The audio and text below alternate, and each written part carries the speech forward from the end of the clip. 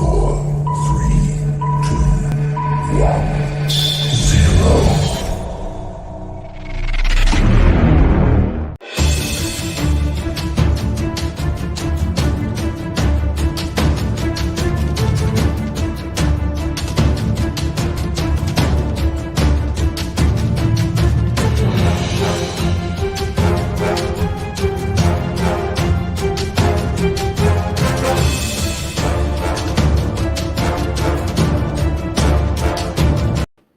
Hello, hello, hello. Hi, everyone. Here we are at the Global Empowerment Summit, and then I'm switching studios between Ahmed Khalad and Sinjini Sengupta. And Sinjini is coming from a very, very beautiful place, which is celebrating right now. So happy Diwali to everyone. Happy celebration of lights, right? That's what is coming. And Sinjini brought us a very, very beautiful topic today, which I will reveal very soon. But before we do that, Sinjini, tell us a little bit about yourself. Thank you so much, Andrea, and thank you for mentioning that. What I'm on a mission with is to light up people's life with their own stories. And thank you so much for bringing that into context with the reference to Diwali. We indeed are celebrating Diwali in a very big way in this country. And I'm pausing, and so is everyone, to realize how lucky we are to be able to see the other side of whatever has been happening to the world, and how lucky we are to share this light today. Thank you so much for having me. So to introduce myself, very, very briefly, I have had perhaps one of the strangest career swerves. I studied economics and I was an actuary for 12 years. I'm a qualified associate actuary.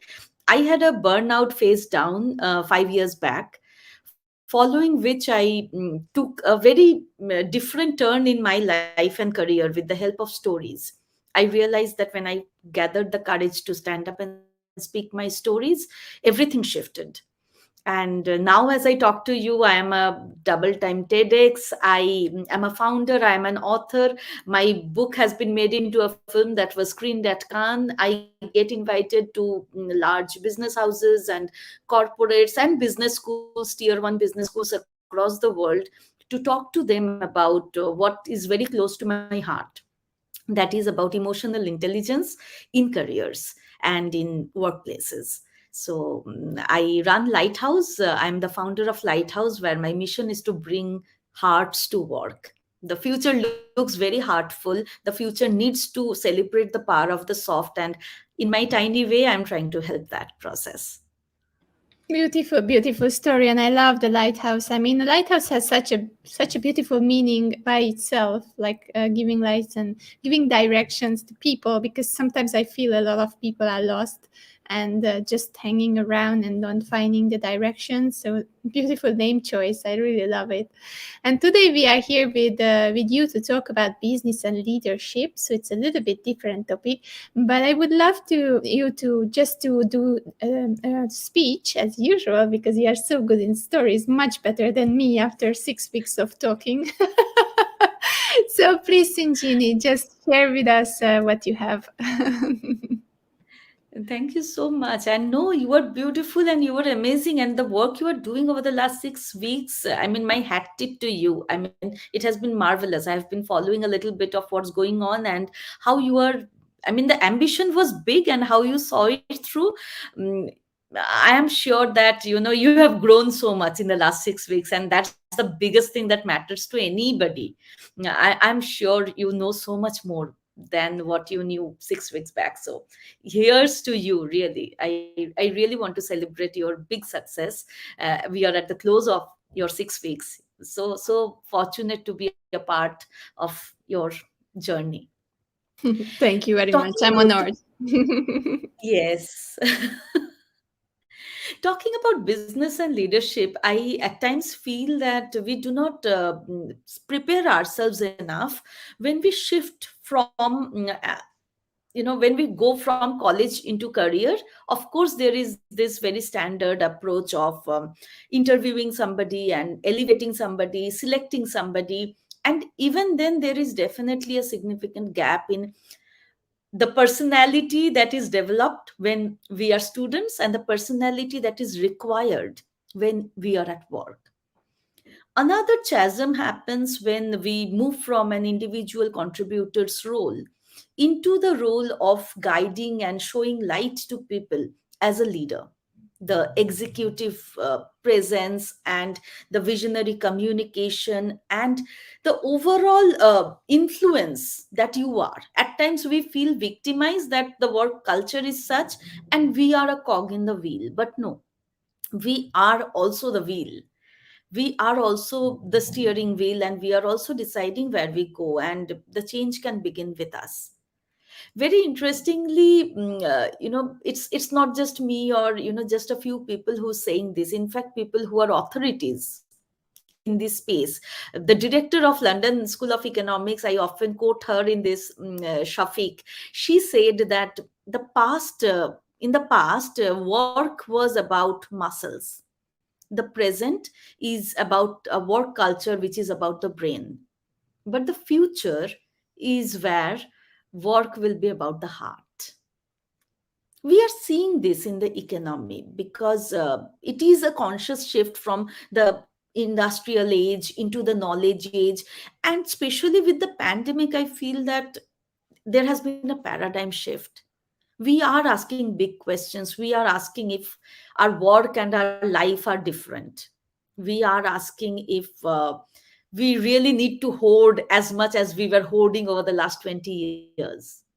The biggest companies at the moment, the Microsoft, the Google, they are not born out of multi generational business house families. They are born of a single idea that could shift the world, born out of garages, out of dropouts.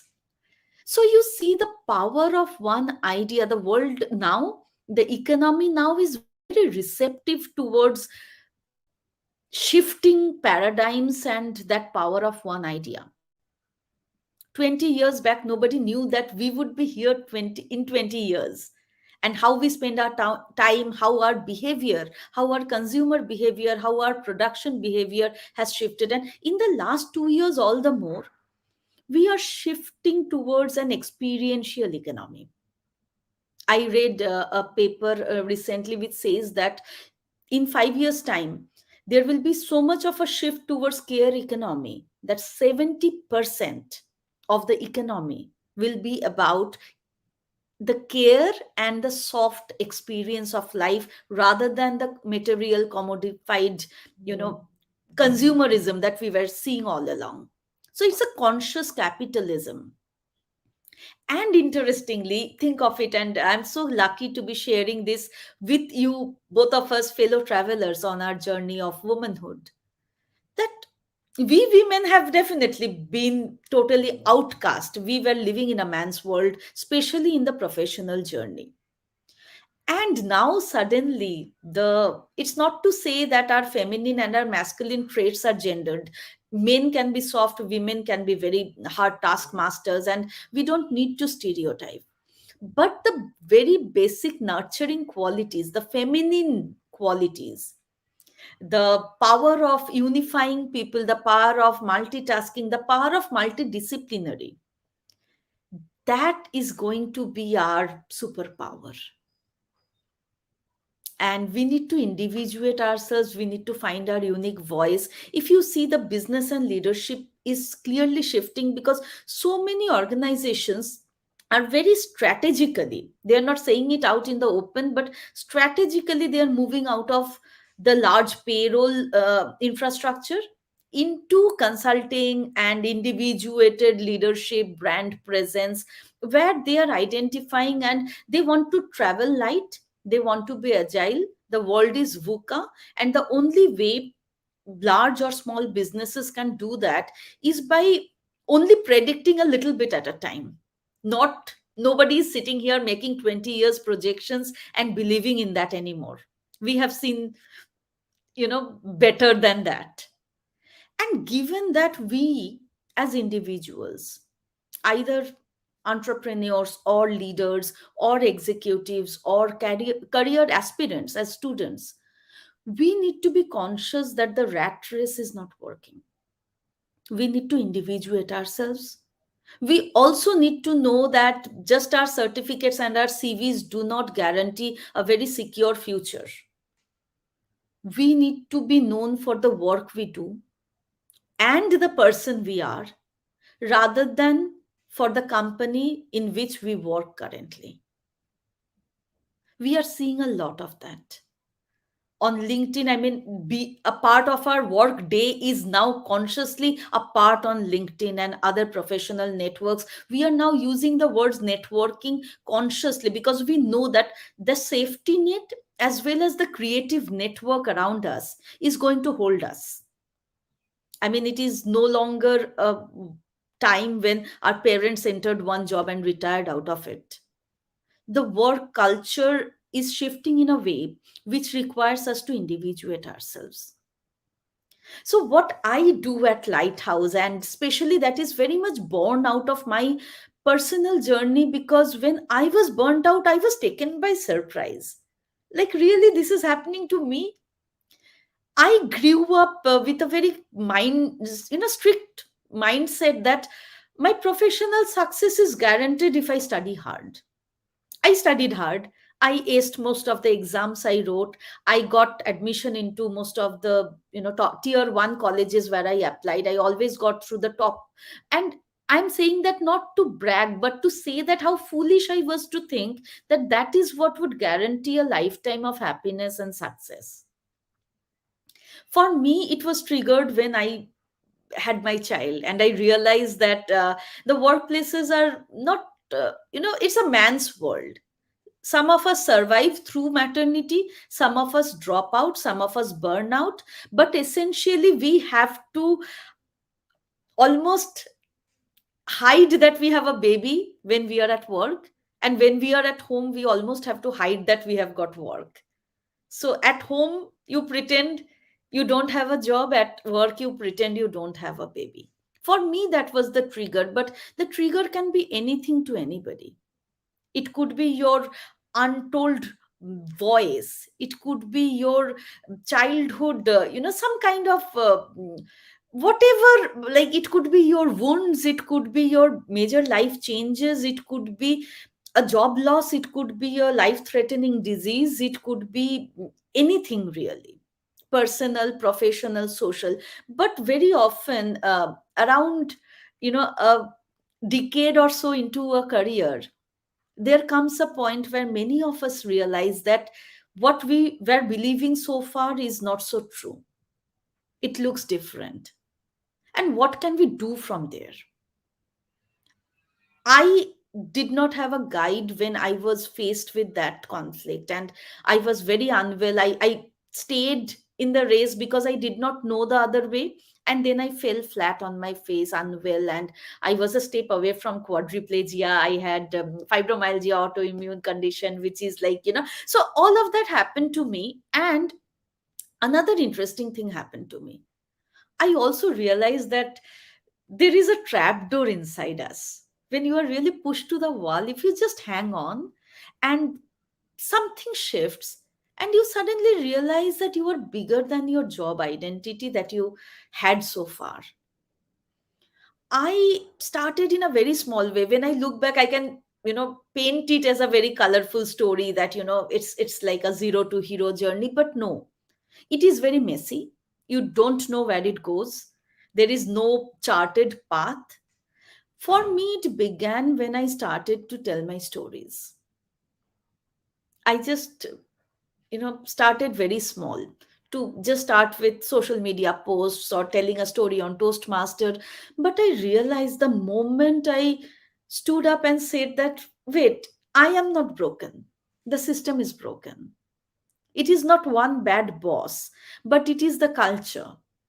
And when I started to give voice to my thoughts and my doubts, suddenly it was almost like there were so many other people who were showing up on social media with photoshopped pictures and saying, my life is beautiful. This is my last night's dinner, and this is where I went for vacation.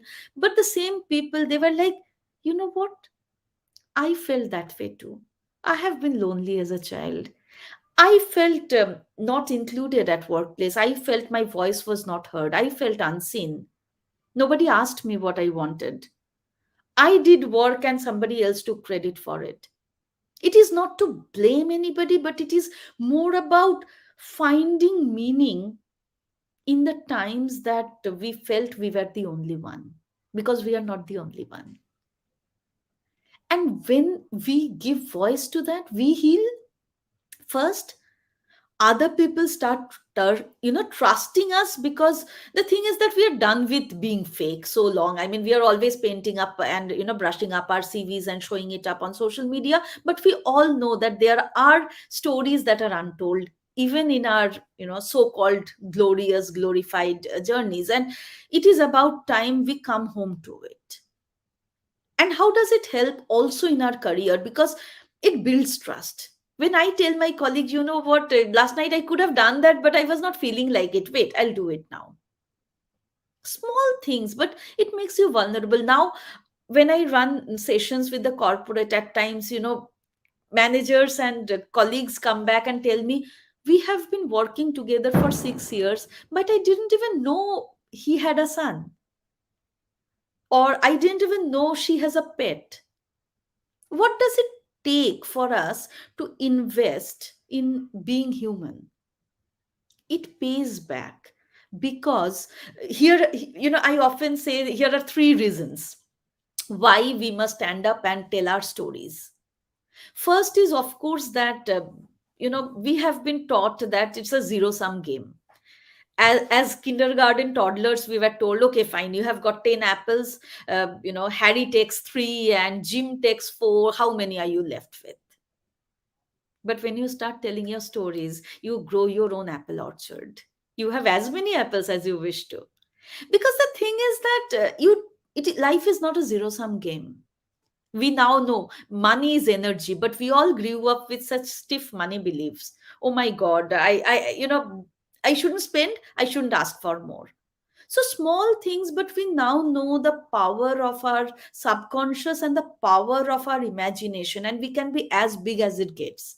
The internet makes it so democratic. Life doesn't anymore belong to the prosperous who are born with silver spoon. Life belongs to everybody. Now, one of the courses I teach at Lighthouse is All the World's a Stage, borrowing from, of course, Shakespeare. And truly today, everybody has the mic.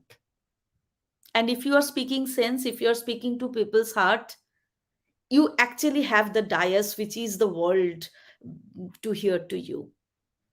So first is that life is not a zero sum game. The second thing, why we must stand up and tell our stories and create a very conscious presence. I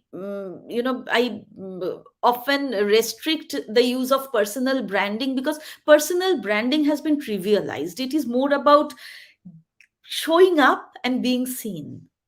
It's more about being yourself and being comfortable in your skin and presenting yourself holistically, rather than just painting a slice of yourself in a very designed and clever, cunning manner. And the reason why we must do that is that our careers are no longer going to be stagnant and well defined and fixed.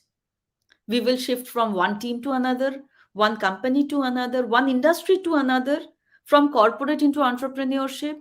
We would, as entrepreneurs, we would sell off something and create something new. We would be owners of 3 companies at the same time. We can be anything. But the biggest fear that stops us from doing that is that we will lose everything that we created till now. When I go into my new role, I will have to let go of everything I invested in, and that's a huge sunk cost. However, when you tell your stories and when you create that authentic, individuated brand, your people follow you, your colleagues follow you, your network follows you. If you say, okay, fine, I was selling clothes till now I have started to sell pens, your old customers come to you for pens. So you take your stories wherever you go. So first, it is not a zero sum game when you tell your stories. Second, you take it wherever you go. It is transferable.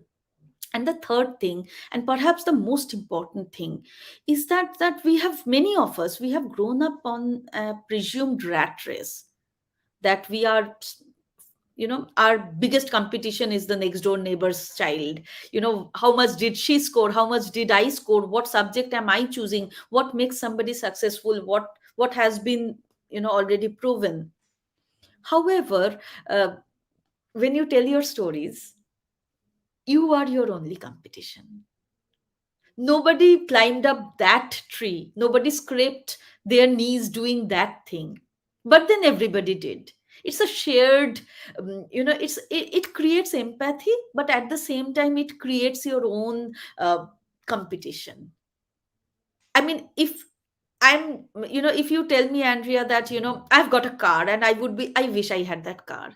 But if you tell me, what, as a child, I would go to this park and I was like, wait, I also had a similar thing in my childhood. Tell me more about yours. So stories help you embrace other people in that shared emotion, and you become your only competition. I feel that when leaders tell stories, as executives and professionals, we have all sat through meetings where we just, yawned and looked at the watch and waited, when is the lunch hour, while the managers blabbered on about the pie charts and the bar diagrams, the annual targets and bonus numbers coming. And we have all been like, cut the crap. We are working because we have to take home the salary.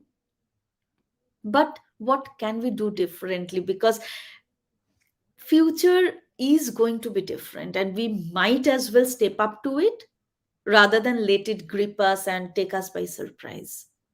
Beautiful, And I beautiful. feel that, when we tell our stories, when we voluntarily choose how do we want to show up and how do we want people to see us, how do we want to share our vision, and how do we want them to follow us, so that we become an organic leader beyond the title.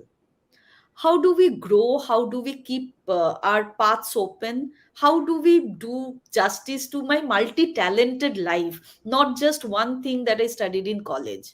How do I embrace my creativity and my corporate? How do I have joy and not fear when I enter through that glass door on Monday? All these stories, complex questions, but the answer is rather simple. Learn how to tell your story. Stand up and learn how to tell your story, how to hook audience, how to put yourself in the mix, how to use your body language, where to enter a conversation, how to dissolve conflict, how to negotiate in a way so that it is a win-win, how to converse in a way that is endearing, how to have nonviolent communication, how to become the same person at home, at workplace, at society.